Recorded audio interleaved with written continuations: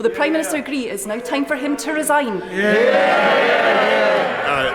No, Mr. Speaker, but what I can tell her is that, as I said to the House last week, I apologise sincerely for any misjudgments that were made, but she must contain her impatience, Mr. Speaker, and wait for the inquiry next week before she draws any of the conclusions that she's just asserted. If a Prime Minister misleads Parliament, should they resign?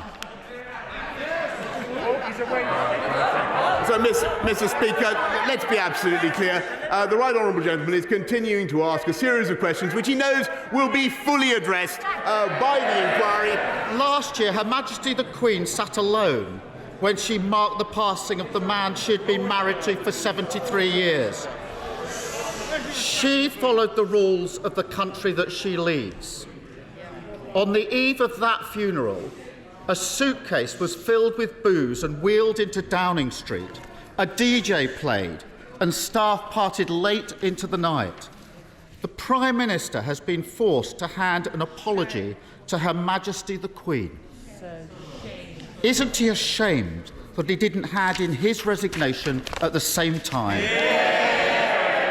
Mr. Speaker, I understand why the Right Honourable Gentleman continues to politicise issues. Sorry, Prime Minister. We normally would not, and quite rightly, mention the royal family. We don't get into discussions on the royal family.